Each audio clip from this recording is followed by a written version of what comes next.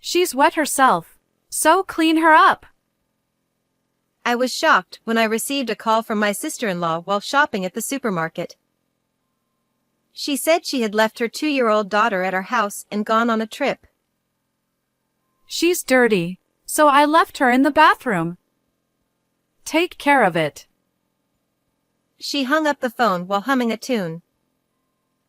Feeling overwhelmed with anxiety, I rushed home in a panic. When I opened the bathroom door, I found my niece floating in the bathtub. I lifted her up, limp, and resolved to get back at my sister-in-law. I am a 28-year-old housewife, and I married Jason, who is 2 years older than me, 3 years ago. My husband is the heir of a large general hospital and an excellent surgeon. He is busy every day with surgeries, consultations, and conferences, and rarely comes home. Nancy, I can finally take a day off tomorrow. How about we go see a movie together? But whenever he has any free time, he always tries to spend it with me. It's a bit embarrassing to say, but I think we're a pretty close couple. The only regret is that we haven't been blessed with children. My in-laws strongly desire a successor, and I feel pressured by it. Nancy, you're free again today, aren't you? That day too, my sister-in-law came over to our house in the morning. Jason's sister, Amy, is 26 years old. I sighed inwardly, thinking, here we go again. When we first got married, I welcomed my sister-in-law's visits. Family relationships are important, and back then, it wasn't so frequent. But at some point, she started coming over almost every day. Her husband is a long-distance truck driver who is rarely home, sometimes not coming back until late at night. While I was puzzled by her somewhat brazen behavior, she eventually took our house key without permission and even made a duplicate. You can't just make a copy without asking and come in as you. Please return the key. No way. I made it just for that. You said I could come over anytime before, didn't you? I meant within reasonable limits. You're an adult. You should understand that. No matter how many times I warned her, she ignored me and kept the spare key. Even after my husband scolded her, she would still come over unannounced. I brought my daughter Emma today. She hasn't had breakfast yet. Make something, will you? Ignoring my words, she entered the living room, and beside her stood my 2-year-old niece, looking gloomy. Oh, Emma is hungry again today. I hurried to the kitchen counter. The reason I couldn't completely reject Amy was because I was worried about my niece, who wasn't being properly cared for. It's such a hassle doing housework with just the two of us. Nancy, you're lucky. You can practice parenting with Emma. Amy sat on the sofa, laughing loudly, while my niece sat next to her, silently looking down. Still, neglecting your child's meals is unacceptable. Ha! You're just a childless housewife. You can't even produce an heir. Angered by my advice, Amy started yelling, saying a woman who can't have children has no value. Well, I'll be the one to produce an heir. All the inheritance from the hospital will be mine. Why did I even have a girl? I wanted a boy. Stop it. Emma can hear you. It's fine. It's the truth. She glared at Emma next to her and nudged her with her elbow, as if telling her to go away. Seeing my niece on the verge of tears, I hurriedly placed the freshly made breakfast on the table. Emma. Breakfast is ready. You like toast with a fried egg on top, right? My niece gave a relieved smile at my words. Oh, I'm really worried about Emma. That's why I can't completely push Amy away. I was at a loss. One morning, amidst these everyday events, She's wet herself, so clean her up. I was shopping at the supermarket when I suddenly received a call from my sister-in-law. I'm going on a trip for 3 days starting now. Emma's dirty, so I threw her in your bathroom. Take care of it. What? What are you talking about?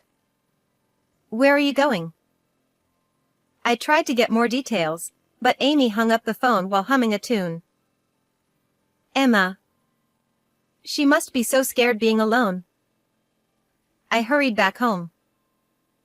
Her clothes must be wet from the accident, and she could catch a cold. I burst into the bathroom, searching for my niece. Then, a piercing scream, louder than I'd ever made, escaped my throat. We reuse bathwater for laundry, so the tub still had quite a bit of water in it. And there, floating in the water, was my niece. Emma. Open your eyes. With trembling hands, I pulled her out of the tub, calling her name repeatedly. But her face was pale, and she lay limp, not breathing. I immediately called an ambulance and rushed her to the hospital. I can't believe this is happening. I tearfully explained to my husband what had occurred when he arrived at the hospital. This is beyond horrible. Where did Amy go? Enraged by his sister's irresponsibility, my husband lost his temper. As a doctor, I left the hospital matters to Jason and focused on tracking down my sister-in-law. First, I went to my in-laws' house, explained the situation, and borrowed the key to Amy's house. When I visited her house, not only did I find out her travel destination, but I also discovered a series of horrifying things. I can't believe she was doing this. I will never forgive her. Furious, I swore to avenge Emma. Amy said the trip would be for 3 days. During that time, I will expose all her wrongdoings. I contacted a lawyer and Child Protective Services and gathered evidence at my sister-in-law's house. After a hectic few days, the day of Amy's return finally arrived. I was sure she would come to our house to pick up my niece, so I waited. Sure enough, she showed up. I'm back. How was your 3-day parenting experience? You must have learned a lot. You should be grateful. Amy barged into the living room with a smug attitude. I sat on the sofa, glaring at her coldly. Where have you been? Because you left Emma in the bathroom, she ended up floating in the tub. As I faltered and looked down, Amy turned pale. What? Are you saying Emma's no longer alive? You should have taken better care of her, you incompetent childless housewife. You left her at our house without permission. Do you know how scared she must have been? I stood up abruptly from the sofa. Let me tell you, Emma was saved at the last moment. But if she had been found any later, it would have been too late. In fact, thanks to the paramedics' desperate efforts, my niece had been resuscitated. She still couldn't leave the hospital, but she had recovered enough to talk without any lasting effects. When Emma woke up, my husband and I held hands in joy. Oh, she's alive. Don't scare me like that. Isn't this your fault for not managing things properly? I'll be claiming $50,000 in damages. The moment she realized my niece was safe, Amy shamelessly tried to extort money from me. Don't be ridiculous. Misfortune was bound to happen sooner or later. I immediately spread out a large number of photos on the table in front of me. They showed rooms in a state of squalor and a refrigerator packed with expired, rotting food. All were pictures of Amy's house. What if a child gets injured or sick in such an unsanitary home? What? Did you go into my house without permission? I had no choice. You disappeared without telling anyone where you were going. Amy glared at me with hatred. You, a woman who's never even raised a child, have no right to speak like that. A messy house is a sign of a true mother. It's common sense. And then, with a mocking laugh, she looked at me condescendingly. Oh, really? So, mistreating a child is also a sign of a true mother? I played a video on my smartphone. It showed Emma playing with a friend at the park. In the video, Amy was seen yanking Emma's hair, raising her hand, and yelling at her whenever something displeased her. Wait, where did you get this? Seeing her abusive behavior captured on camera, Amy was visibly shaken. I'm not telling. It's a secret. While I was gathering evidence during Amy's trip, her neighbor, who was also her friend, came by with the neighborhood circular. At the door, I said, I'm Amy's sister-in-law, so I'll take it. The friend seemed uneasy and asked, Is Emma doing well? Since I sensed that there was more to this, I decided to inquire further. The friend took out her phone and said, A little while ago, I ran into Amy and Emma at the nearby park and took a video while we were playing together. As she showed me the video, she added, I've also heard loud crying from the child late at night. Realizing that inappropriate parenting was a regular occurrence, I promised to protect my niece and received the video from her. Moreover, the paramedic who rescued Emma from the bathroom said, the bruises are only on her torso, where they can be hidden by clothing. I pulled out a photo from the stack on the table that showed my niece's body covered in bruises and pointed to the bluish marks. Amy scoffed. You really don't know anything, do you? Kids get bruises from running around and playing. She turned away dismissively. If she fell, there would be scrapes on her knees or arms. But bruises only on places that are hidden. That's a sign of abuse. In fact, Emma had been taken to my husband's hospital. He had seen similar injuries before and reported it to Child Protective Services. When Jason asked Emma, she tearfully admitted, Mom did it. Jason examined her, and he knows everything. Amy stammered. Wait, but... No! You have to understand, that single parenting is tough. It's so stressful, and I can't get a break. As if using my niece as a punching bag was a reasonable way to cope with stress. I was furious. Oh, really?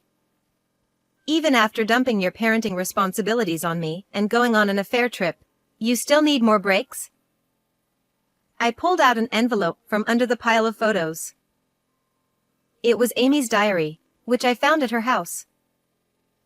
It detailed her affair schedules, complete with photos. It was clear she went on the trip with a man.